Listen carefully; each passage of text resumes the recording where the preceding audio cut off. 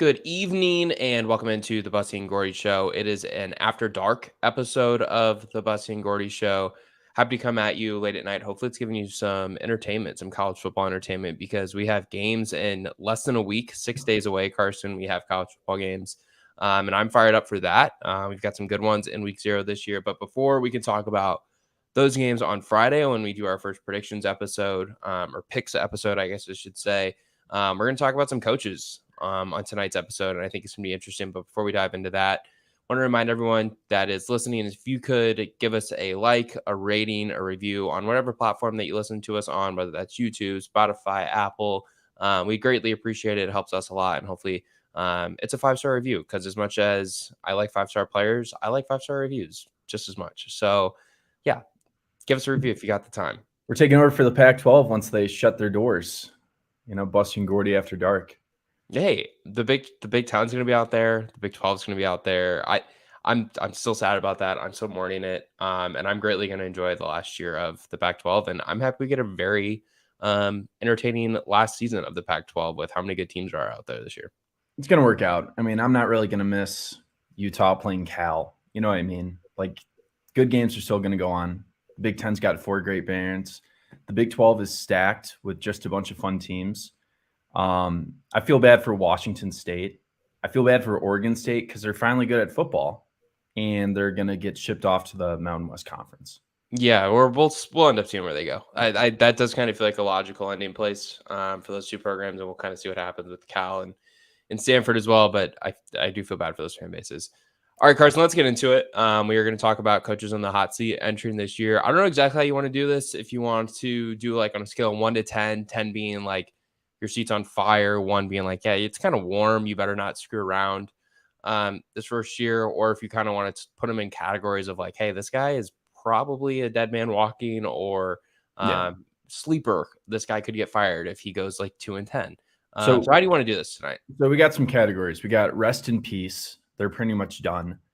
We got another category, likely will happen with a bad year, and then we will predict, are they going to have a bad year or not? A third fun category, don't call it a comeback. Maybe there's a coach that could get off the hot seat. And then the last 2 are potential shockers in 2023. And then the last category is 2024 contenders. Like, if you have a bad year this year, it's going to be boiling during election season. All right, I like it. All right, let's dive into it. We'll start with this rest in peace category. You put our outline together tonight, so I will give us the first name on there, and it is a name that I am close with. I'm currently considering the school that I cover is Indiana University. Tom Allen is the first name that you listed. Obviously, Tom Allen had 2 really good years at Indiana. Back in 2019, they won 8 games. In 2020, the COVID-shortened season. The Hoosiers were really good. They actually finished in second in the Big Ten East, had a season opening win against Penn State, but since then it has been quite horrible for Indiana. They had just 2 wins in 2021.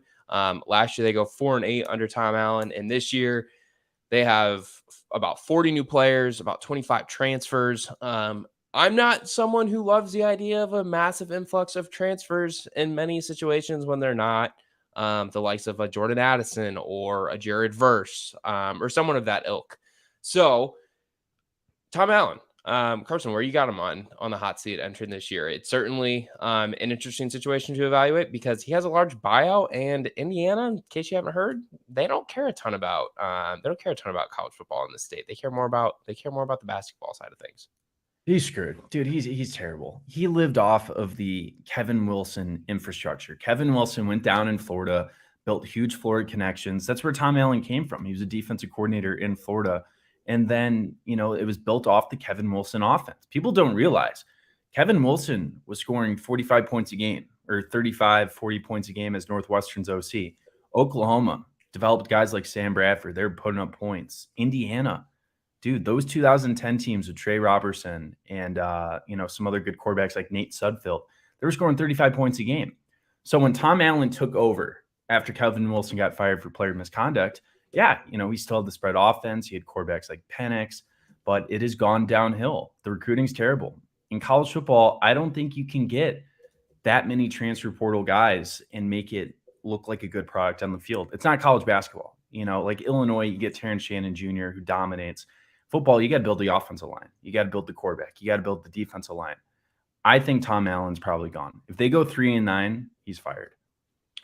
Yeah, I think it'll be interesting to see what happens with Indiana this year. I kind of agree with what you said regarding the transfers. I know I kind of hinted at that before you jumped in there. I kind of get vibes for Indiana this year, kind of like what I got for Nebraska last year entering the year, where they had a ton of transfers come in, Didn't work. some highly touted kids. When you look at like their high school prep rankings, Indiana brings in Taven Jackson, who was a highly rated 4-star recruit. EJ Williams is a transfer from Clemson, highly rated top 100 recruit by every service, I believe. Those are just a few guys that they bring in. But like I said, if you're not bringing in like Bear Alexanders like USC did, or Jordan Addisons like USC did a year ago, I just don't think it works as well at the college level. Tom Allen at Indiana, he's been a head coach. That's the only place he's been a head coach. He's got a 30-40 overall record, which like isn't terrible by Indiana standards, but it's just the way it's trended the last 2 years. The worst defense in the Big Ten a year ago. I don't think it's going to be much better this year. And I also think it's interesting, and I feel like I have the right to say this considering I cover IU, is they have a fan base that is excited about the Big Ten East ending because they're no longer going to have to play Ohio State, Penn State, and Michigan every single year. I don't really think it's going to get much easier with the Big Ten East finishing, because now in 2024, by some grace of God in the schedule that Indiana was given by the Big Ten, that is now basically being thrown out because of the Oregon and Washington move. Indiana actually did avoid all three of those schools. And I also think that they avoided USC as well. But in 2025, I think they had 3 of the 4. I don't really think it's going to get much easier for any school in the Big Ten with their getting rid of divisions. I think Indiana's got an interesting situation on their hands. He's got a large buyout. I think it's about $16 million after the season. I think it could come down to, Carson, the way in which they go 4-8, or if they're able to go 5-7. It's the way they do it. If they go 5-7, they beat Ryan Walters in Purdue, he might trick people for another season. I just don't think they're good. And when your defense is going to give up, Indiana football, not good. Like when you're going to give up 30 points a game, like that's unacceptable. I mean, the way that Indiana wins is the Kevin Wilson model. You just have to get a guy that knows how to coach players to throw the football around, and you outscore teams. I mean, there's plenty of coaches that fit that mold. You look at Kevin Johns, who's the Duke offensive coordinator, used to be the offense coordinator to Indiana. He would fit. You got a guy like Sean Lewis just sitting at Colorado. That is a guy that would fit the mold. Kevin Wilson. Well, if Kevin Wilson wasn't fired for player misconduct, I mean, he was the coach of Indiana. What he took over was terrible, and they became an offensive juggernaut. And Tom Allen was his DC, and then he got promoted. So, no, I think Tom Allen's probably gone after this year. Yeah, I wouldn't be shocked either way, to be completely honest. Like I said, I think it kind of comes down to the way that they get the record that they get. I predicted them to finish last in the Big Ten East behind Rutgers. And I know that would be very disappointing to Indiana fans if they were to lose records. I think it's hard to overcome that. Here's another thing that's hard to overcome. Getting blasted in week 1 when you're entering the season as a dead man walking. And that is the position that Neal Brown is currently looking at as the head coach at West Virginia. You like that transition there, by the way? Yeah, it was pretty good. Yeah, I'm getting good at those. Here's the thing with Neal Brown. West Virginia is a sneaky good job. I mean, last year was the first time they've had back-to-back losing seasons since 1979. Neal Brown was a rising star after he left Troy, and he took over a pretty good situation from Daniel Holgorsen, but they've been stuck at a 6-6 mark and sometimes losing seasons. You know, with a West Virginia fan base that, you know, they're having Cincinnati come in, improve Big 12, you're going to cut the ties with Neal Brown. Yeah, what's interesting about West Virginia is that they have not really been as good of a program in the Big 12. I know you talked about them kind of having a little bit of success under Dan Holgorsen when he was there. Obviously a 10-win season, I think in 2016 it was. And then he had an 8-win season in his last year at West Virginia in 2018. But since then, Neal Brown has not won more than 6 games in a year. His best season was 2020, so that's obviously a little bit of a concern. I do not think that Neal Brown makes it through the season. And I think part of the reason that Neal Brown was able to keep this job entering the 2023 season after 2022, in which he went 5-7, was in part beating Oklahoma last season late in the year. That was a home game for West Virginia that they beat OU, and that was not a good Oklahoma team, but it's still beating a big name school. It's still beating a notable helmet that means a little bit more. Also, West Virginia had hired a brand new athletic director within those first couple of weeks, or last couple of weeks of the season, I guess you should say. And I think that, do you really want your first move to be firing the football coach? I don't know. And now there's obviously a lot of other turmoil going on in the West Virginia athletic department when you look at the basketball side of things. So rest in peace, Bob Huggins. yeah, that was a horrible way for Bob Huggins to go out as head coach. We'll see what happens with Neal Brown. I do not think that West Virginia has a good year. They were picked to finish last in the Big 12, which quite frankly, like, do you realize how hard it is to pick last when you're bringing in 4 programs who played in the group of 5 last year? That's bad. That's really bad. Yeah. UCF's going to struggle. I think BYU. Oh, I think UCF is the one team of the 4 coming in that is going to be the best, actually. You think they're going to be the best? Of the 4 coming in this year, I think UCF will be the best of the 4, yeah. Well, since he lost a lot of talent with the new head coach, I mean, Satterfield was a very mediocre hire. It's going to take some time for Cincinnati to adjust. Yeah, I think UCF will be the best of the 4 in year 1. And honestly, I might bet on UCF being the best of the 4 long term in the new Big 12. Of the 4 that are going in it now, we'll kind of see what happens when you got Utah, Arizona State, and Colorado going to the Big 12 ahead of 2024. But I think I would bet on UCF being the best of the 4 entering the conference in 2023. Part of that is because, one, they have a coach who I think is just better than all the other coaches. I know I do have a lot of respect for Kalani Sitake out there at BYU. But I think that I look and I see Gus Malzahn. He's coached a national championship. He's a really good play caller, good offensive mind. And here's another thing. If you look at current Big 12 recruiting rankings, I believe UCF has the number 1 ranking for their class heading into in the 2024 class. And I think that they have a really good opportunity to recruit at a really good level in comparison to their future Big 12 peers. Well, what's nice with Florida is that they kind of have like a Texas A&M effect. When Texas A&M went to the SEC, they were the only team in Texas. Well, with the Big 12, UCF is the only team in Florida. Yeah. Houston is another intriguing team to me because Houston has shown some really, really high highs with Tom Herman and Kevin Sumlin. But they're going to have to be dealing with Texas. They're going to be having to deal with TCU, Baylor, Texas Tech, all going after the same talent. UCF has kind of an easier path with selling the Big 12 brand. I don't know if Gus Malzahn's the guy for the next decade, but he knows what he's doing. He's a competent head coach. I think UCF will be a bowl contender, 6, 7, 8 wins in the Big 12. Yeah, I think that they're going to be the best program out there. Speaking of the opposite of that, on a much different coast, is Justin Wilcox at Cal. His tenure at Cal actually started pretty well, if you think about it. He goes to a bowl game back in 2019. That would have been the Red Box Bowl. But since then, it has been tough sledding for Wilcox and Cal. That's just a really tough job, I think, in the grand scheme of things. I just think in general, coaching at elite academic institutions is really difficult when you look at programs like Cal, like Northwestern, Stanford. Those are hard jobs. Cal's coming off of a 4-8 season. They go 5-7 last year. The last 2 years in the Pac-12, they're combined 6-12. So that's obviously less than ideal as well. Cal brings in a ton of transfers this year, just like Indiana did. So I think it'll be interesting to kind of evaluate that. I also think that this is a really interesting wrinkle for Cal. Their athletic department's in a ton of debt, and I don't know what Justin Wilcox's buyout situation is, but it doesn't seem like Cal is going to be able to bank on a large media rights distribution. They're going to start getting $5 million a year. They're going to be going down from 22 to $5 million. It's more than 22, but yeah. At Pac-12, I thought it was around. Oh, they were going to be offered 22. They were going to be offered like 20 to 25. In that Apple deal, it was currently around like 30 something.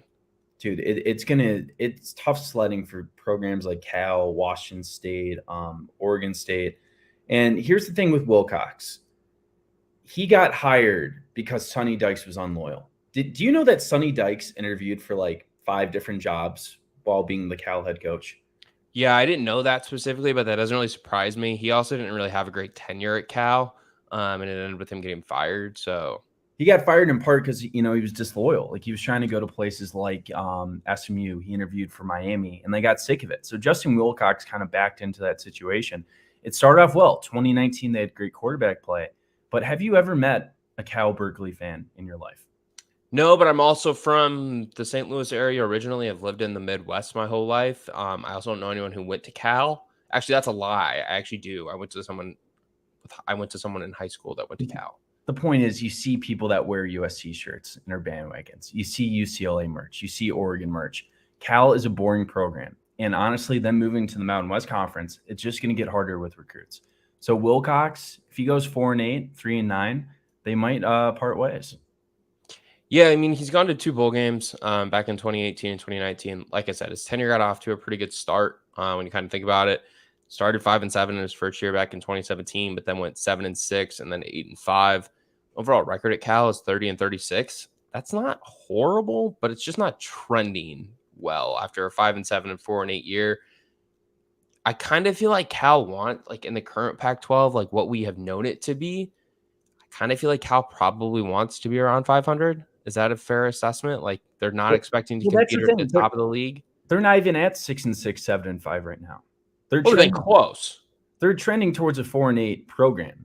And this year is going to be even tougher. I mean, the Pac-12 is stacked this year with great teams. I mean, it's probably the deepest it's been in the 21st century. Yes, Utah, that is a threat. Oregon's a threat. Washington State, Oregon State. Cal is not beating those teams. So it's just going to get worse. No, Cal's in that bottom tier of the Pac-12 this year that includes Stanford, Colorado.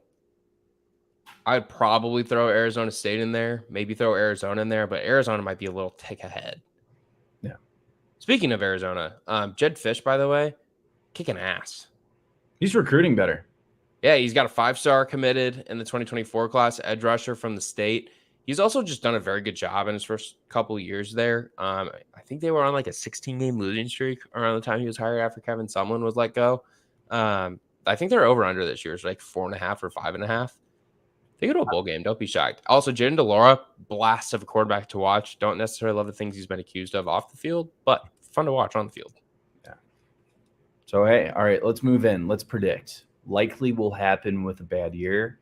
Let's predict. This is more fun, by the way. Drinkwitz at Missouri. What's going to go on? They are stuck at 6-6. They recruit well, but the offense was supposed to be great, and it has not been. If they go 6-6 again, does Drinkwitz get fired? That's what happened to Barry Odom. Barry Odom was stuck at 6 wins, and they parted ways. Yeah, so this is a really fun one to evaluate. I think you hit it on the head very well that they don't like how the offenses have been bad there, but the defenses have actually been pretty good for Mizzou in the Drinkwitz tenure. They're expecting it to be very good this year. They've got a strong defensive line returning this year. Talked about him recruiting well. That is probably his biggest sell. Obviously, he has Luther Burden on the roster. He's a top 10 overall recruit, receiver, 5-star. He also just secured a commitment from Williams Nwaneri, a 5-star from the Kansas City area, edge rusher, and they're right in the mix with it with Ryan Wingo, a 5-star receiver, I believe, from the St. Louis area.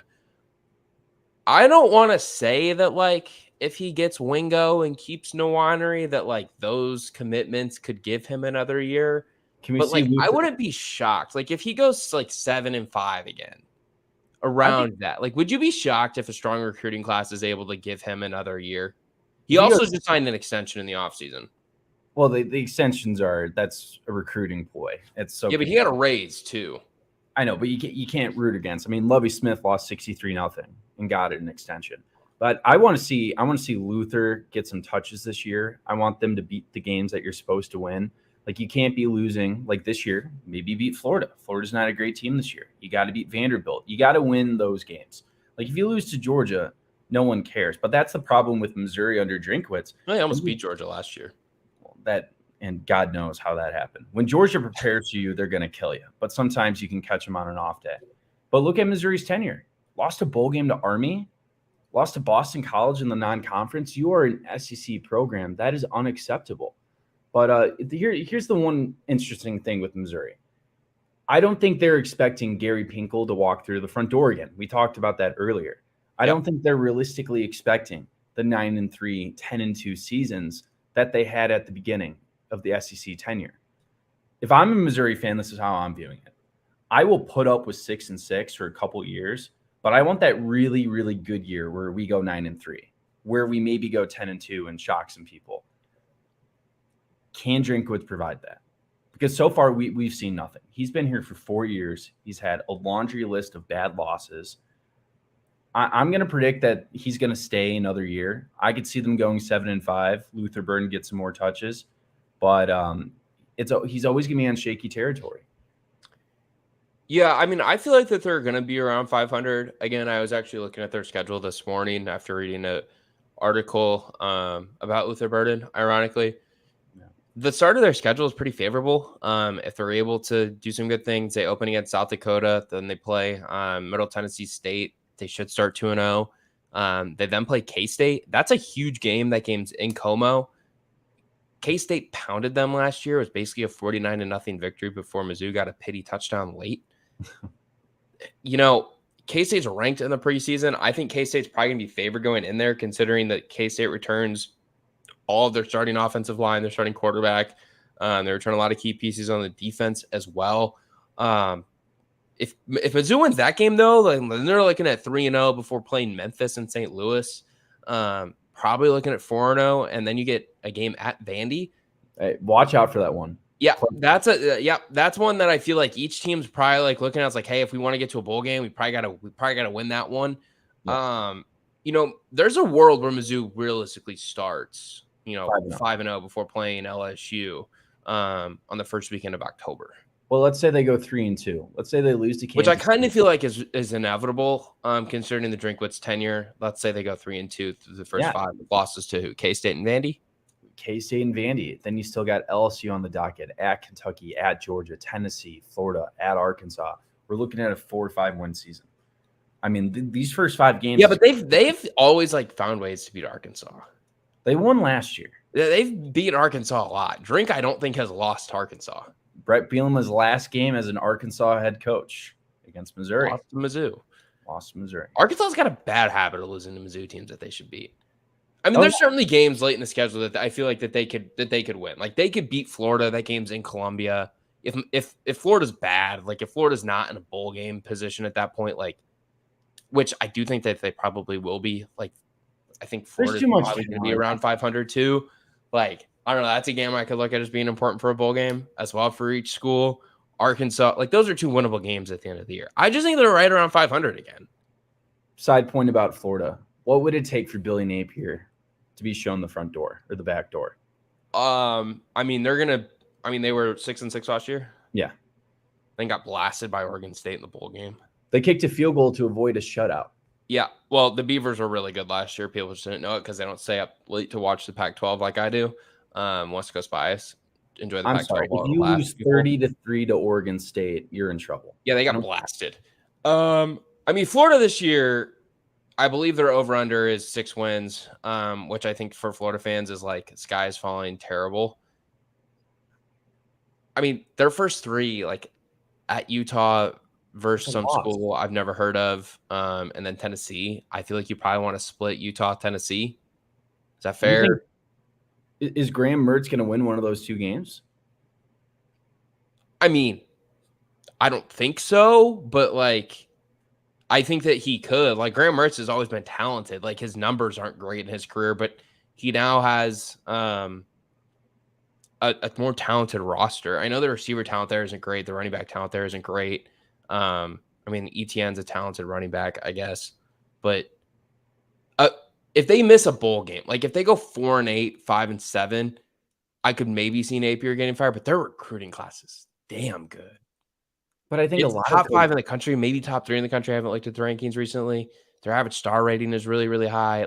I could see Florida keeping him with the strong recruiting class because what he inherited was an absolute mess. An absolute mess.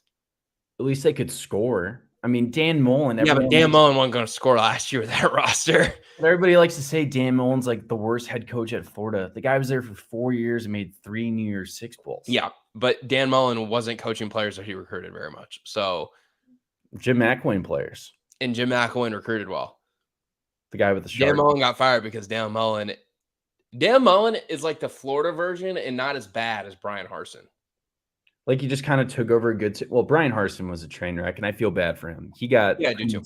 He got defamed by Auburn. It wasn't his fault that they wrongly fired Gus and were forced to hire a Boise State head coach. That was a bad situation. But like where I'm going with Dan Mullen's a better like on-field coach, had been in the SEC for a while. Like that actually kind of made sense, right? Like he was on Urban Meyer's staffs at Florida that won titles. He did really good work at Mississippi State, even had them ranked number 1 overall in the first ever CFP rankings with Dak Prescott as his quarterback. Like all that made sense. But then he got to Florida and it was like, we evaluate our own players. Like we have our own recruiting rankings. And it was like dumb lines like that led to Dan Mullen like getting fired. And his line after they got pounded by Georgia in the world's largest outdoor cocktail party, talking about we don't focus on recruiting during the season. After Kirby Smart after the game says something along the lines of like, guys, I don't care how good of a coach you are, you cannot coach talent. So the issue, Dan Mullen got fired because Dan Mullen didn't understand that you need to recruit good players at the SEC. But Florida. The issue with Dan Mullen is that it seemed like he lost his team following that Alabama SEC title game. Remember, they went the week before they played Alabama in 2020. They were number 4 in the country, taking on a bad LSU team with that Orgeron. And the guy what you're forgetting is that they almost beat Alabama in 2021. It was 52-46. Alabama he lost his team after they lost 49-42. Well, he lost his team after they got pounded by Georgia and they lost 34-7. Then they got pounded by South Carolina 40-17. Yeah. That's when he lost his team. Dan Mullen's a great analyst. I think he's a funny guy. He's really good on TV. I think he'd be a phenomenal offensive coordinator anywhere. NFL wants to try him out, try it. College football, you want to try it out, try it. But remember when they only beat Samford 70-52? They give up 52 points to Samford. He was happy about that game, though. He's like, hey, we're going in the right direction. Offense has been struggling lately. We scored 70 points. He was happy about it. Privately, he couldn't have been. No, that was bad. How do you give up 52 points to Samford? It happens, dude. No, it doesn't. That Those doesn't happen anymore. teams are crazy. 2011 Alabama, greatest defense of all time. Got dominated by Georgia. Actually, was he the head coach for the Samford game? Yes. Did he get fired after they lost to Mizzou? He could have. Because I don't know. He got fired in the middle of the 2021 season. Didn't he get fired after they lost 40-17 to South Carolina? Because I think Shannon took over as interim head coach. Yeah, I don't think he actually coached that Samford game. No, he coached Samford. He did coach Samford. All right, hey, let's move on to the next guy real quick, though. Greg Schiano from Rutgers. Yeah, I don't think he gets fired. Well, I think they'll go 5-7, and I think they might go to a bowl game. Actually, they're more confident. You want a bold take? There's a bold take. I think that Rutgers might go to a bowl game. Beat Indiana. There you go. Beat Indiana, beat Northwestern. I need to look at their schedule again, but there's actually a possibility where they could go to a bowl game this year. Rutgers could, and it would be his second bowl game there. Now, granted, the other one that he went to was a little bit of a fake bowl game, considering they went. But they were competent. I mean, yeah, they play good defense. If we look at the Chris Ash Rutgers teams, I mean, they were losing. They were losing games like 80-0 to Michigan. They were losing games 59-0 regularly. Greg Schiano, it has not been the same tenure like the Big East era with him, but you can't sleep on Rutgers. I mean, I remember they came back and beat Illinois in 2021. In 2020, they took Michigan to overtime. They play more competent ball. And they play good defense. Whatever head coach you get at Rutgers, you're going to suck. You're never beating Penn State. Well, they love him there. He was great. He turned around the program the first time in the early 2000s. So, yes, if they go 0-12, he's gone. But no, I think Rutgers could go 5-7, 6-6 this year. Yeah, I agree with you. I think there's a very real world where they start 3-0, Northwestern, Temple, Va-Tech. That's a very realistic 3-0. They probably should start 2-0 at worst. And then Virginia Tech actually comes to them in week 3. That's a winnable game for Rutgers. Then you have a directional school, FCS school at the end of September. There's your 4th win, you hope. You can beat Indiana 5. And then you just have to hope you upset someone, potentially a first 6. I mean, you have to go to Wisconsin. That'll be tough. Michigan State's not going to be very good. Don't think that they'll beat Michigan State just because of the talent difference. And I wouldn't expect them to win at Iowa or beat Maryland late in the year. But there's a possibility where they could go to a bowl game if they upset someone and pull a shocker. But I think 4 wins is very much in the cards for Rutgers this year, and 5 should be an attainable goal for them. I would anticipate. He's safe with 5. If he gets 5 wins, I don't think he's getting fired even if they go like 1-11 or like 0-12, then yeah, maybe. But even if they go 3-9, I don't think he's actually gonna get fired. I don't know. We'll see. All right, next guy, Dino Babers. I'm gonna stick up for this guy. Really? You can't really recruit at Syracuse. You can't do anything there. I think that's the worst job in the Power 5. No. In last year, yes, he struggled down the stretch. They started 6-0. They finished 7-6. Nobody's ever happy about that. But again, I mean, and they were so close to beating Clemson. They were. That changes the whole season. He struggled. He had Tommy DeVito for a couple years, kept getting injured, had a bad offensive line. But if you look at the whole tenure of Babers, I mean, that 10-3 season still rings a bell for a lot of college football fans. Last year, they made a bowl. And are you going to do better? Like, Dino Babers has made this a competent program. They might win 6-7 games again. Just sometimes the grass isn't always greener. I think he's safe with 6 wins. And should be, because I mean, I agree. I really do mean that. I think that Syracuse is the worst job of the Power 5. Worse than Boston College? Yeah, I do think it's worse. It's not good. It's a terrible stadium. I mean, Syracuse has no football players within the region. I mean, like Boston College, like Massachusetts doesn't have very many either, but Massachusetts is closer to New Hampshire or New Jersey than Syracuse, New York is. I think. Yeah. And there's good players in New Jersey. I'm going to say Dino. You also play in a dome, which I think sucks, even though they love their dome up there. Well, I think it's weird for basketball. I think it's weird for football. I think what we're going to see, just a quick side point with Syracuse basketball, is that program really was Jim Boeheim. Like, I don't think. Well, they've sucked for the last 3 years, so. And they're not, and it's not going to all of a sudden get improved. If Boeheim quit a decade ago, maybe you can use that brand. It's washed out. And when you look at Syracuse football, you take out Donovan McNabb. That's not true. They were really good for a really long time. When? They were really good back in the old days. Well, what 18-year-old also they were pretty good. They were pretty solid in the 90s and Big East era. That was from 95 to 95 to 2000, 2002. They were pretty good. But dude, every 18-year-old, they're not weirdos like us that know the history of Donovan McNabb and their Fiesta Bowl tenure. They see super cold weather and 0 winning seasons, or pretty much 0 winning history since 2005. They also have the first ever Black Heisman winner.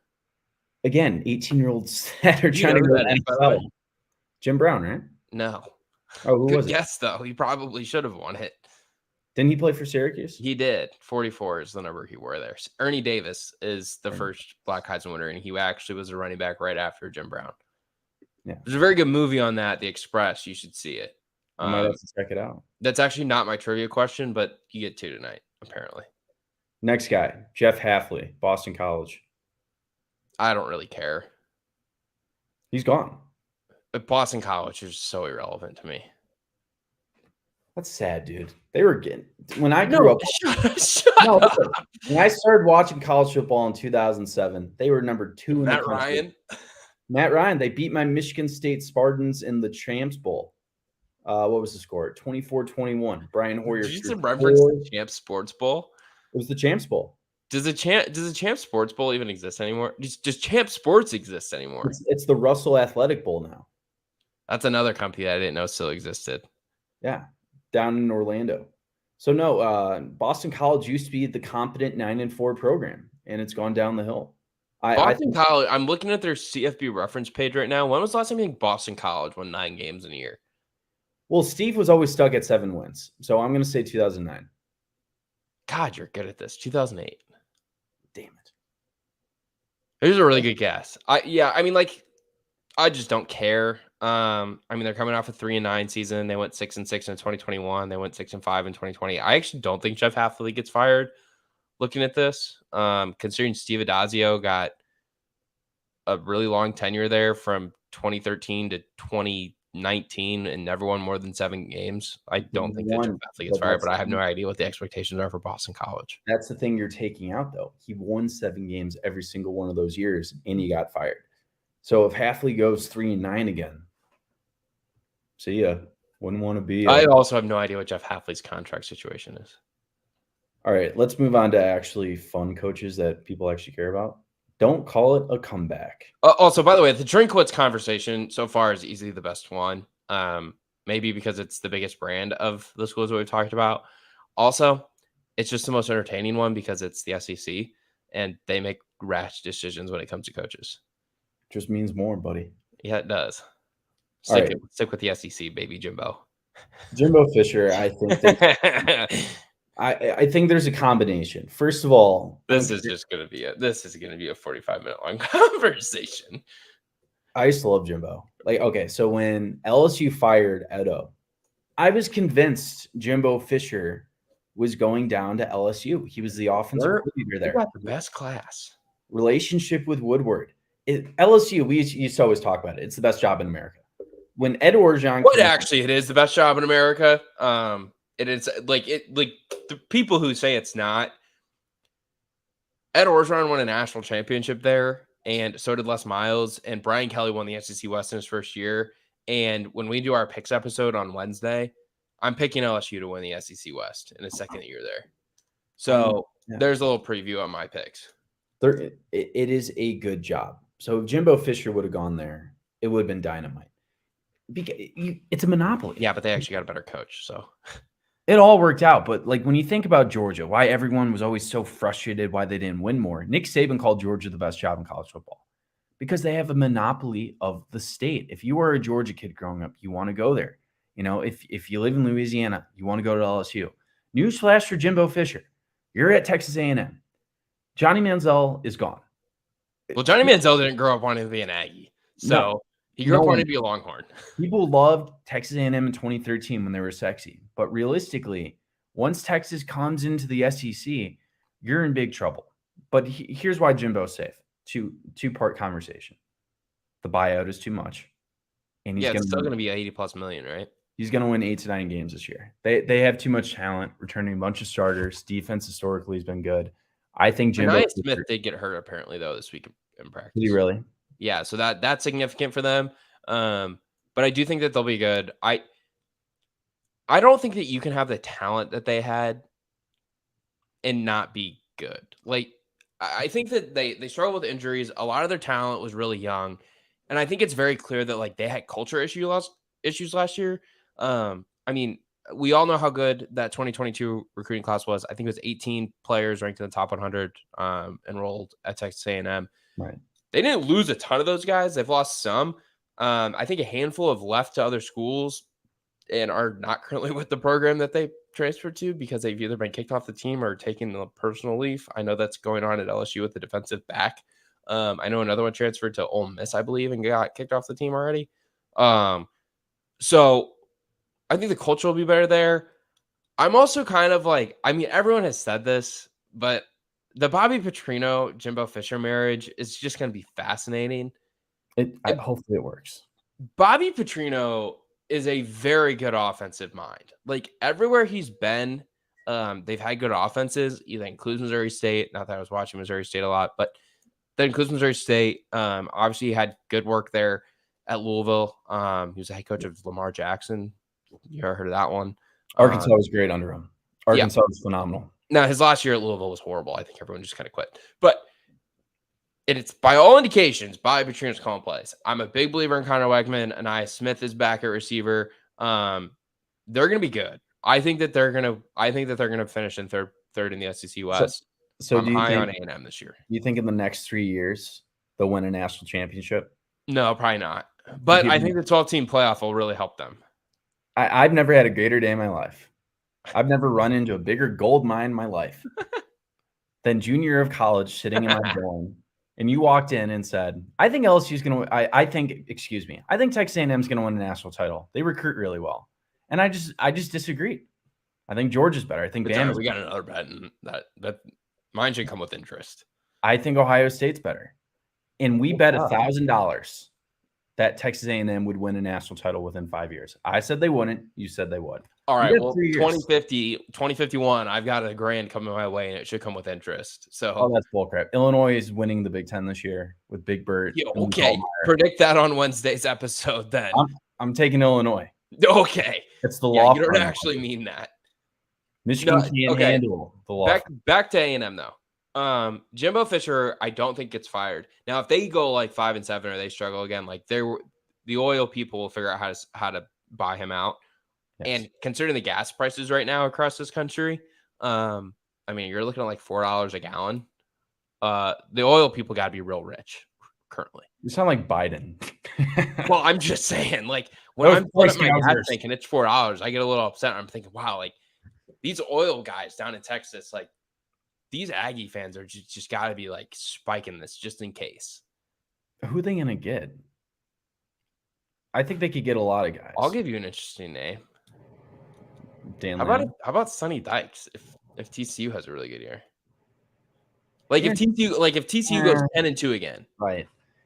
I look at Sonny Dykes and he just kind of looks a little weak. Like you listen, he just kind of looks like a wimp. And you listen to him, I'm not a big fan of him. You listen to his halftime speeches. He's got no energy. He's got low energy. You know, he was a failure at Cal. SMU, he couldn't coach a defense for his life. They were good at SMU. Who cares? They went 7-5. I mean, everyone does that at SMU. I mean, if he has a really good year at TCU this year, if they win 10 games this year, at TCU, I think he would have a hard time imagining him staying at TCU for a very long time. I think he's perfect for TCU. I think he's found a good. I think he's perfect there too. I think if you're Texas A&M, you literally rolled up your sleeves and got Jimbo Fisher. Think what you want about Jimbo. At the time, that was an A+ hire. I mean, he's one of like 5 coaches in the country that has a national championship that's actively coaching. Exactly. So if you're Texas A&M, you're going to swing for the fences. You're not going to settle for Sonny Dykes, who's been on 4 head coaching jobs. Here's the other thing. I think that he's obviously not had a great time at A&M. I mean, the 2020 year was great. They went 9-1. A lot of people thought they probably should have been in the playoff over Notre Dame that year. I agree. Regardless of what you think, excluding that 2020 season, he's basically been an 8 to 9 win coach. They're outside of last year when they went 5-7. I do think that like context is needed there. Like, think about they play in the toughest division in the sport every single year. They've got Bama and LSU on their schedule every single year. Further point of that is A&M historically like is not that great of a program. Like, no, it's not. But it should be. Like all the reasons for A&M to be there and be a really good program like are there. Yeah. They have a ton of money. They've got recruits galore around there. All the resources are there. You're in the SEC. All blah blah blah blah blah. Everyone knows about it.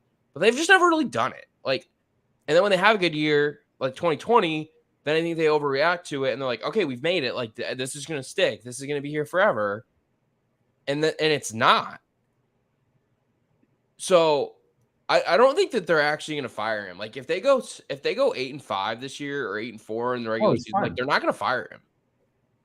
No, it would take a 5-7 kind of year, but no, dude, there's too much talent for them not to win the games they're supposed to win. If you look at their schedule last year, I'm sorry, no, I know South Carolina improved, but you can't lose to them in the middle of the season. You know, you can't lose to Appalachian State in week 2.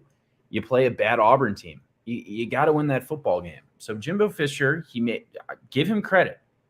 If he lets Petrino call plays, that is a huge step in the right direction, and that should buy him a year or 2.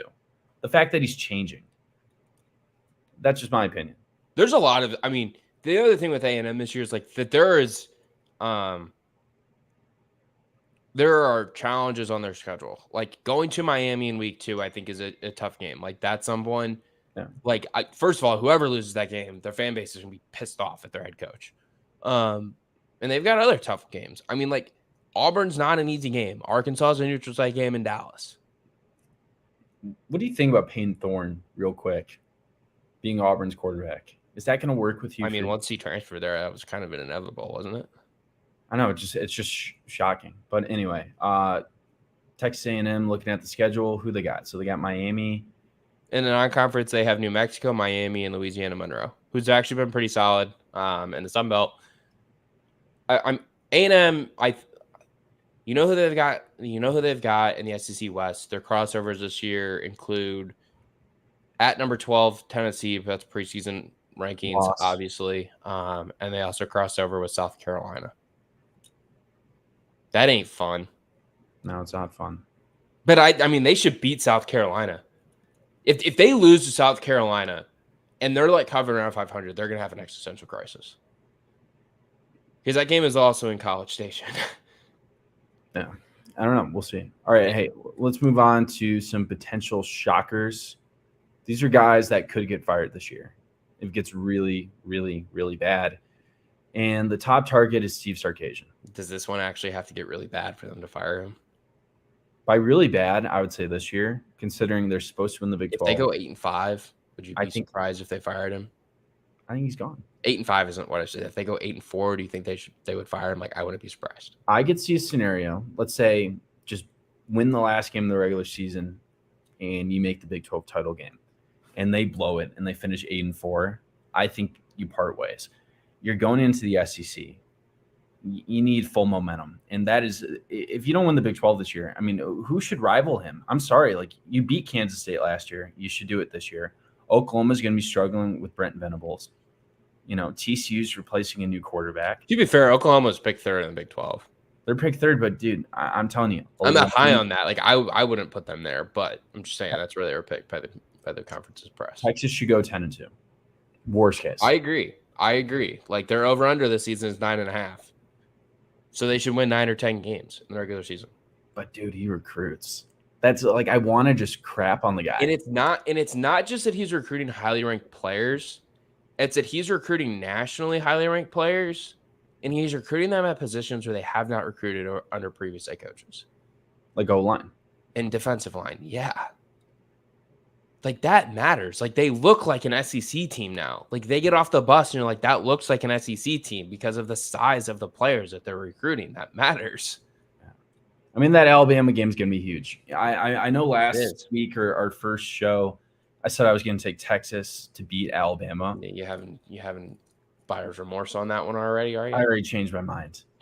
Alabama's going to steamroll people this year. It seems inevitable. Like, Nick Saban doesn't want to lose his dynasty. Getting Tommy Rees is embracing the fact is, you know, I'm going back to my roots. They're going to be running the ball 35, 40 times a game. Yeah, they're going to have very good running. They're going to have a very good running back room. Yeah, I'm taking Bama. I think they'll be. I think Alabama. I think you're foolish if you pick against Nick Saban to win a home game. When's the last time he's lost a home game besides like Ole Miss or something or LSU in 2019? I mean, they nearly lost to A&M. A&M last year. Probably should have lost A&M last year, actually. No Bryce Young. Yeah, that was a Jalen Milroe game. I don't know. The only non-conference home loss that I can think of for him at Alabama is his first season is Monroe. Louisiana Monroe. That's the only loss that comes to my mind for a non-conference game for Nick Saban. Do you know what his record was his first season? I believe 7-6. He went 7-6. I think he's lost like 10 games since then. He is just an amazing head football coach. What's sad is that Kirby Smart will overtake him. I'm not going to go that far. Kirby Smart is going to win more national titles. I will not go that far. Here's the thing with the 12-team playoff. What makes Georgia dynasties rise and fall, and when they're in the process of rising and they're at their peak, people never think that they're going to fall. People never thought that early 2000s USC would fall. People never thought early 2000s Miami or 1980s Miami would fall. People never thought Nebraska would fall. They always fall at some point. Nebraska, first of all, they were amazing for 40 years, so that's pretty long. Never thought it would fall, and it fell. It went 40 years. Kirby Smart is 45 years old with the worst haircut in college football, but that guy understands that talent wins championships. Okay, Carson, there's 15 other head coaches in the SEC who understand that now too. So, but no one can use the bully pulpit quite like Georgia. Like, think about a 12-team playoff. Let's say Georgia goes 10-2. I mean, it makes it harder for Georgia to win a national title in some cases. But guess who it also makes it harder for? Having to play them a second darn time. Yeah. Like you're telling me if Georgia is a 10 seed and they get to play 7 seed Baylor, who are you taking to win that football game? Well, obviously, I'm taking Georgia. When they got to play the 2 seed, TCU, that had a wonderful Big 12 season, who are you taking? You taking Georgia or TCU? Which team has more talent?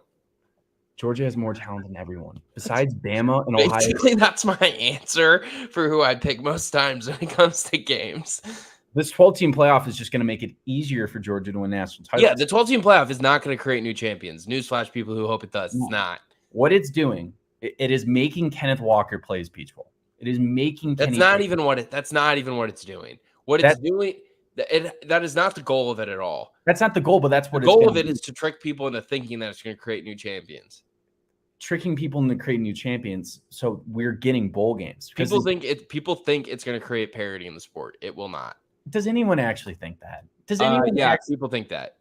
Baylor can win 4 straight games and win a national title. People think it will create parity, but it's going to end up leading to the same champions. No, what we're actually getting is really good bowl games because those players are going to be forced to play, and that it's going to be awesome. played on campus. I wouldn't mind it. I mean, who doesn't want to see a playoff game? Bowl with games should just cease to exist. Tennessee should get a playoff game. Hearing Rocky Top during those games, like Michigan, the Big House with the best fight song in college football, that deserves to be a playoff game. It does. All right. Move on to another one in 2023, and then we'll get to trivia. This is someone I'm not high on as a head coach at all. After his first season, Brent Venables at Oklahoma. They obviously go 6-7 last year after their bowl game loss. I'm a big believer in the idea that if your players are struggling with the scheme that you are coaching, that it is your fault for having a complicated scheme to understand, and that you should make it easier to understand. And I think Brent Venables sucked at doing that in his first year.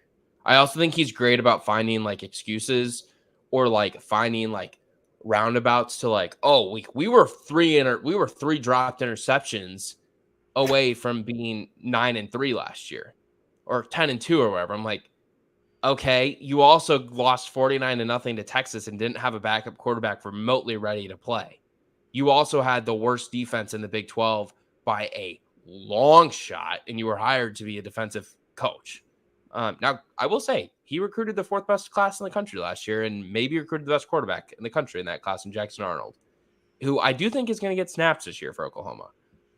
I just don't buy him. Like, I don't buy Clemson disciples. If you want to look at recent Dabo Sweeney coaching tree guys, they're pretty horrible.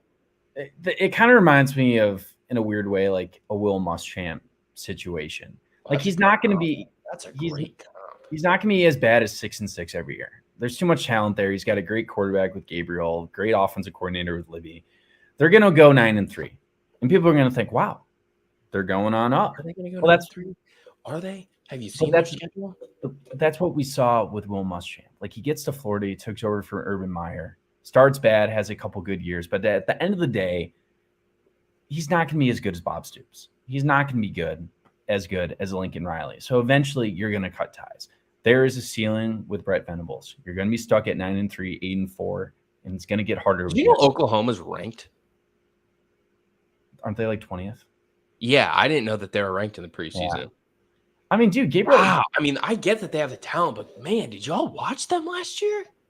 But they're going to be better. Horrible. They get to play Houston. They get to play BYU. They get to play Iowa State. They don't get to play Houston. They don't play Houston this year. My bad. They don't play Houston. Oklahoma is going to be improved. But over the course of 5 years, I don't think Brent Venables is there. And I don't think that's a hot take. No, absolutely not. I think most college football fans understand that this was an odd hire. They should have got Luke Fickell. No, I think the hire made a ton of sense. I think the hire made all the sense in the world. You're hiring a guy who was in a system and a program that won a ton of football games and recruited head-to-head against SEC schools who he won battles against for important players. And he also proved to be a very good evaluator of talent when you look at guys like Simmons, who played in very important roles in Clemson's defenses. Like, I think in the big picture, like, it actually makes a ton of sense. He was on Oklahoma staffs under Stoops when they won. He go back even further, like he was on guys like Bill Snyder's staff, and I believe he played at Kansas State. Like, all of that makes sense. Like, it actually makes a ton of sense to hire him. How many good head coaches? Frost, like, just because it makes a ton of sense doesn't mean it always works. How many good head coaches start their first season at age 56? He also passed on a ton of jobs, though, because he loved being at Clemson. He loved being the defensive coordinator at Clemson, and he was winning there. I just think it's a red flag. It's like someone that hasn't, they're like 50 and they're still not married. It's like, are you going to ask them to marry you? I mean, they're just something. There's something going on. I just look at their schedule, and like, I don't think that their schedule is very easy. Arkansas State should be a win. SMU should be a win. at Tulsa. First of all, why the hell are they playing at Tulsa? They do that. I mean, Michigan State used A to couple years ago, they almost them. lost to Tulsa. Remember? That was a Which year? COVID year. Was it really? Yeah, Spencer Rattler's the quarterback for that. They go at their Big 12 openers at Cincinnati. That's Cincinnati's first Big 12 game. You're telling me Nippert's not going to be gassed up? I don't care. Satterfield's their head coach, and they lost a bunch of I people. mean, I don't think they're going to win that game either, but that's going to be a raucous environment. I'm They looking play at Iowa State. That should probably be a win. I consider an Iowa State situation with Hunter Deckers, Jareel Brock, and their starting tight end all likely not playing, at least at that point in the season. That's the last week of September because they're all involved in the gambling situation there. I don't know, man. I see 9 wins. I mean, yeah, because you just look at their schedule. It's like, oh, they're going to win all these. They're going to win. They have more talent in their Oklahoma. Great quarterback play last year. They're going to step it up. Hey, you want to do some quick hitters with the 2024 contenders? They better win this year, or else they're sure. I know that this stuff gets you excited. Number 1's Mel Tucker. You know what's interesting about He's Mel not Tucker? getting fired. They can't afford it. That's the one. So when he first got hired, everyone was like, "Wow, this is great." The owner Firing him would be like firing Jimbo after this year. But everyone cost you the same amount, and Michigan State doesn't care as much as Texas A&M does. Well, if he starts losing Michigan 35-0, he's gone. That might make them care enough, or his players misbehaving in the tunnel at the big house again might lead to certain decisions being made. Yes. No, when he first got hired, everyone got tricked into thinking, "Wow, the Phoenix Suns owner is paying the entire contract. That's nice for Michigan State." And then you find out because of the Freedom of Information Act by journalists, the Phoenix Sun owner is paying 10 or 15%. For those wondering what he's talking about. He's paying 10 to 15% of the contract. So I don't think the school can afford to pay out 85% of the rest of it. However, Michigan State, if you talk to coaches in the Big Ten, the reason why they were good in 2021 was because of one man, Kenneth Walker. You take off Kenneth Walker off that team, they're a 6-6 team in 2021. I mean, they had a whole yard less yard per carry last year than they did in 2021. Walker was when Walker was a running back. I rewatched those Michigan State Kenneth Walker highlights. Dude, he was so incredible. He was so good. He was great. It's hilarious that that's it. In retrospect, it's hilarious that is the only regular season game that Jim Harbaugh's lost last 2 years. Michigan State? Yeah. You lost to Kenneth Walker. Payne Thorne threw 2 interceptions that game, 0 touchdowns. All right, next guy, Tony Elliott of Virginia. I think this is just making us realize Bronco Mendenhall is a phenomenal football coach. Like he's really good. Yeah, they were horrible last year. They had 5 new offensive linemen. He ruined Brennan Armstrong, and I believe that they're likely starting an FCS transfer up this year or Division II transfer up this year. Name slips my mind, but that seems like a gamble. And again, go look at Dabo Swinney's coaching tree. It's not great. They don't leave. They usually don't leave. No, because it's like a asylum there at Clemson. Remember when Dabo was actually well liked? Dabo Swinney is really well liked by high school boys who really like his energy and his passion, and see him run down the hill at the start of games and everything. And then you get to be 23, 24, and you're like, this guy's annoying. Yeah. Dude, he seemed like the de facto Alabama successor for Nick Saban. I bet my life he won't be the head coach of Alabama. No, he will not be. I can promise you that. Here's an interesting one that you brought up today. Mr. Freeman of Notre Dame. Yeah, you liked this one, didn't you? I got you thinking about it. Notre Dame's just so likable now. I'm rooting for them. I'm a Catholic. I'm from Chicago. I'm pulling for them. However, last year was not a good year. No, it was not. You cannot. They lost to Marshall and they lost to Stanford. I don't know what's worse. Stanford that was the last one of the David Shaw era. Losing to Marshall is worse. Stanford's bad. Because Marshall didn't even end up being good in the MAC. Yeah. So Marcus Freeman, losing his offensive coordinator to Tommy Rees, that's not a good sign. They rebuilt their staff a lot, actually. So we'll see. And their strength coach left right before training camp started or right during training camp. And that's a red flag because I would tell you that the most important coach on any coaching staff is the strength coach. Yeah. By the way, good quarterback, though. Sam Hartman. Phenomenal transfer. Yeah. No, that's true. Really, really good. Yeah. So real quick with Notre Dame, the reason that they're like included on this is because I think that they really like him, right? I think it's really hard to not like Marcus Freeman, especially when you look as good as he does in a quarter zip. But like you can't they can't screw around. Like he needs to show improvement as a coach, like individually this year, entering the season. I think he did at the end of last season, actually. So I think he'll be around again in 2025, but at Notre Dame. But I'm just saying that like he's got to show natural improvement this year. Can you And the just schedule's tough, like it always is at Notre Dame. Can you just delight me and tell me some guys that would be good to replace Marcus Freeman if for some reason he had to go? I have no idea off the top of my head. Mike Elko, Duke. Brian Kelly. That is the greatest thing that Brian Kelly's ever done. They're 11-1, great football season. And he walks into the locker room. You know, at the time, we thought Notre Dame was going to make the playoff. Because we thought Georgia would beat Alabama. Alabama's knocked out of the playoff. And then the 4 seed would have gone to Notre Dame. It was like death taxes. Yep. That's what was going to happen. Yep. He walks into the locker room and just says, yeah, I kind of want to win a national championship and play with the best. I'm going to be going to LSU. He just did not care. I just can't believe he did that. It was awesome. It just doesn't make sense that he did it. I would need to go. I mean, Notre Dame's an all-time job. Like, there's people who would crawl across the Sahara Desert with no water to coach at Notre Dame. Urban Meyer says that, and then he takes Florida. How about Urban Meyer? Urban Meyer's used goods, man. There's too much baggage. No, that would not work, especially at Notre Dame. Last guy, Chip Kelly. I don't think he gets fired because he's about to start Dante Moore potentially, or Colin Schlee, transfer from Western Kentucky. They've gotten better every year. Long term, I don't buy that program though because they don't recruit at all. I think that UCLA's administration wants to be good at football, and they can be good. Like I know the Rose Bowl stadium, they can be fine. They can be good. They could probably win 8-9 games in the Big Ten with the proper resources, proper trench play. I think they're running into a mess with Penn State right off the bat. They're going to run into a mess with I will take Iowa over UCLA if they play. I mean, they're going to get ran through. No, they're not going to be as good. Like USC is going to get away because they get the 5 stars. They got Lincoln Riley's offense. Yeah, UCLA is going to be in trouble. Ryan Walters. Yeah, like I said, long term, like I just don't believe because they're not recruiting well at all, and I think that it's just really hard to be sustainable relying on the transfer portal, and all of that stuff at UCLA. But I also think that like at UCLA, you have to rely on those things in comparison to USC because you don't have the recruiting advantages that USC does. No. So, yeah, I don't buy that long term, but it's hard for me to like say a reason other than recruiting because they've gotten better every single year under him. So we'll kind of see what happens. Also, Chip Kelly's just like not doing the same things he did at Oregon.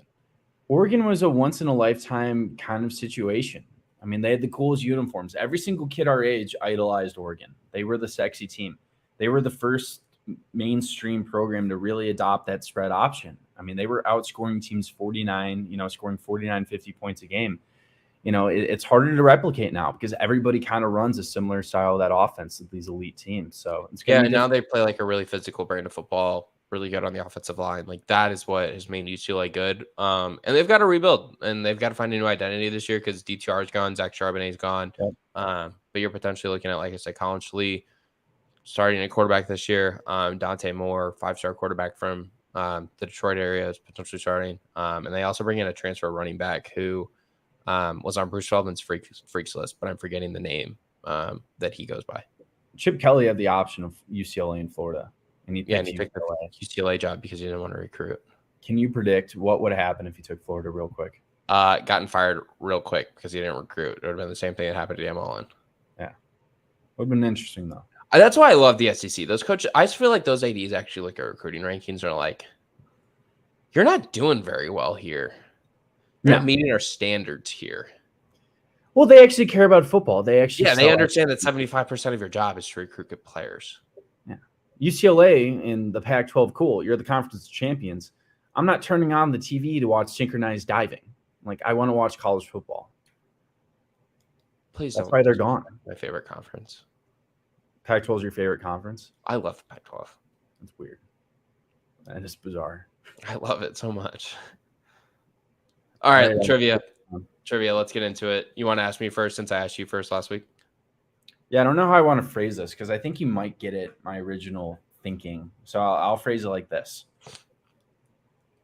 Prior to 2017, no, I'm just going to ask you straight up. Who has the most conference championships of all time in college football? Oh, I don't know. Because if Oklahoma. I asked you, it's Oklahoma. Bang, baby, let's go. The question I was going to ask you was, prior to 2017, who had the most conference championships in college football history? Could you answer that? Oh, that's probably different because Oklahoma rattled off won the ton after 2013. Wow, that's a really good question. It will surprise some people. I kind of want to go someone in the SEC, but I don't know who it would be other than Bama down there. Take your time. I guess Bama, but I'm not very confident in that. Bama only has 33 conference titles of all time. The correct answer was the Nebraska Cornhuskers. Oh, I should have gotten that. I'm sorry, listeners. Nebraska Cornhuskers, before Oklahoma won 5 straight, had the most conference championships in college football history at 46. Yeah, I should have gotten that. That was showing my age a little bit. They haven't won a conference since 2000. They played for the Big 12 title game in 2009, though. They should have won that game, by the way, with Dominic Sue. That was a great defensive performance. Should have won the Heisman that year. You can't lose 4 games and win a Heisman. I'm sorry. You can if you have that many sacks as a defensive tackle. Nah, give me Mark Ingram. He had a great year. All right, I'm actually going to stick with the conference title theme for tonight's trivia. We didn't plan this. Going down to the SEC, there are 14 members in the SEC, of course. How many of them have not played in the SEC title game, which started around like 92 or 93? And can you name the 4? Oh, Mississippi State actually made it. Fun fact. Yeah, I also just gave you the answer. Well, no, I knew that. They played in the 90s. No, I actually just gave you the number answer, but I don't think you heard it. You said 4. Oh, crap. Vanderbilt. You got one? Kentucky. Mm-hmm. Ole Miss. Yeah, you got 3. And Texas A&M. Yeah, good job. Wow, look at us getting our trivia right tonight. That was pretty impressive. Yeah. Well, you got it half right. The real question was before 2017, who won the most conference titles? I'm really upset at myself for not getting. You know what's interesting about that, Carson? What? Those 2 schools played in the same conference for a very long time, up until 1996. Dude, you cannot beat the Barry Switzer-Tom Osborne rivalry. It was amazing. And Tom Osborne was always jealous because he was always so close. He'd win the conference championship, but he lost 8 straight bowl games. Like, he could not close down a national title.